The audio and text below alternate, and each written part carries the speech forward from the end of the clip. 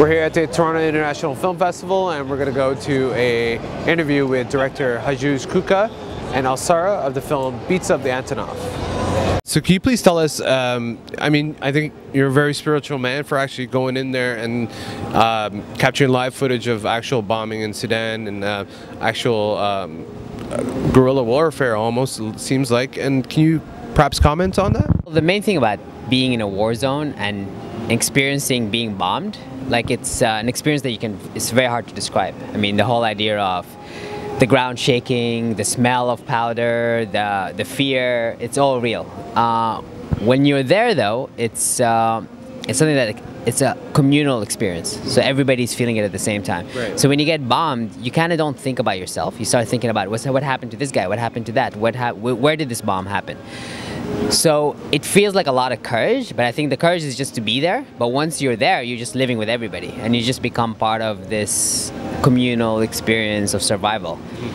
So to call it spiritual, to call it courage, to call it something is actually not what it really is. So I feel like once you're in that community and you see how the community fights this by, one, by music, like I have in my film, and two, by just being together and being close to each other, talking to each other. So it's all this kind of, this is the strength that made me be able to be there and film and not fear.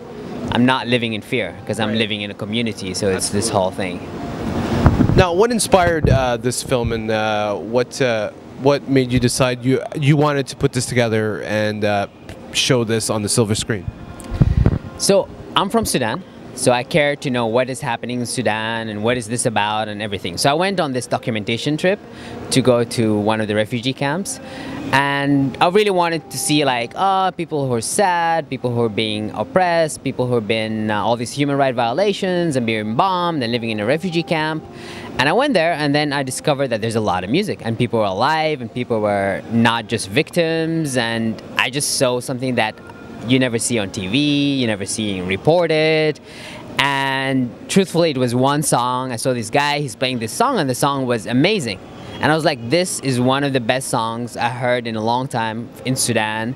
And I was like, this Sudanese artist who's just here making his own instruments, just creating this music in a refugee camp just to be happy, is creating the most amazing thing ever. And then that person, that song, is what inspired me to create this whole piece. Nice.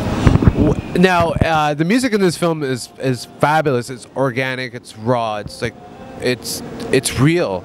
You know, real instruments being played at real time, and there's no technology, there's no chords, not even wireless, right? Of course. I want you to comment on like the realness of this music that is coming out of Sudan, and you know the direct influence that it has on the Sudan community. So I think the most powerful part about this music is it documents another facet of Sudanese identity that's very often denied from being recorded and denied from being publicized in the rest of the Sudanese world. And so for me, going there, it was the first time for me to really be that exposed to music from the Blue Nile on such an intimate, organic base, instead of hearing it filtered through many ears and processed through a Arabized ear of what makes it appropriate music in Sudan. And so for me to be there and to really discover that was like discovering about myself, you know, discovering about the roots of my own music and parts of the roots at least that I wanted to get to know.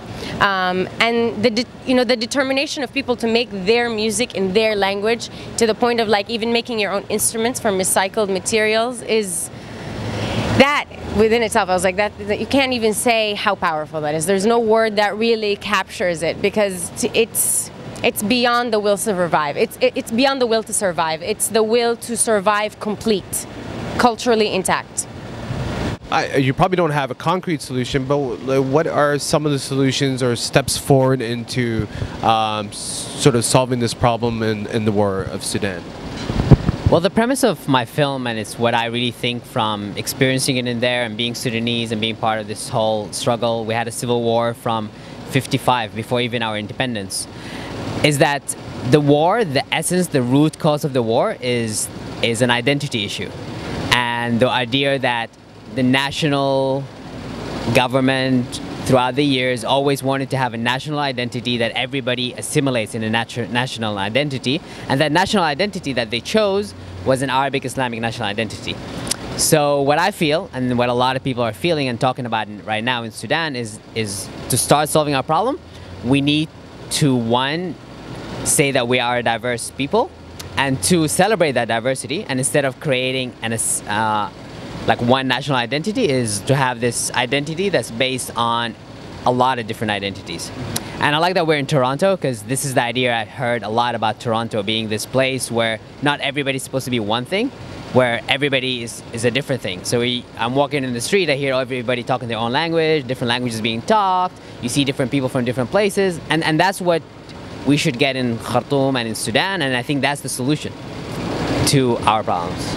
Tell us, what does it feel like to be selected here at TIFF, and what's the main message you want to relate to your viewers once they see Beats of Antonov? So yeah, I'm super excited. I was making this film out of love and passion, and I was living in Sudan at the time, in the Nuba Mountains, in this war zone, and I never expected in any of my dreams to be here in TIFF in this great, amazing festival and being part of it, and bringing my film out to an international audience. And since that happened, I started looking at my film differently. Because I mean, in the end, the message of identity is something that the whole world is actually dealing with. Yes, and today in this global world where what does it mean to be part of this is always a question. People grow up, like the whole idea of what a country means and people moving and being part of it, like coming from somewhere else, coming into Canada, or coming from going to South Africa, or to all these different places that I visited while I'm being here, and seeing different people looking at the film differently, and then seeing how it relates to them, was an opening up of the film to me. Like, I'm starting seeing the film from an international perspective, and how people can relate to the film, not just about Sudan. Because I feel like people should watch the film as there's a group of people, they're humans, and they're going through this war because of identity. And then I think they relate more to the film, and it becomes a human story that actually relates to their own lives. So that was the amazing thing that bringing the film to an international community that TIFF allowed me to do. And yeah, it's just a great experience to be here. Toronto is amazing. It's my first time, and just being in this city and talking about identity and diversity, it just feels like the right place for the film. Absolutely. And the other thing is the crowd was amazing. Having people from Toronto, they're really into film, they're ready to see something different and enjoy it and really be part of it. And the question and answer was amazing. It was just really cool, and the community, the TIFF folks were amazing. So I'm super excited about being in Toronto and being at TIFF. Well, thank you so much for your time, and please talk to us again about any upcoming projects, and all the best to the Beats of Antonov here at the Toronto International Film Festival. Thank you very much. Thank you. Thank you. Thank you. Thank you. Thank you very much. Could we get a shot? Yeah.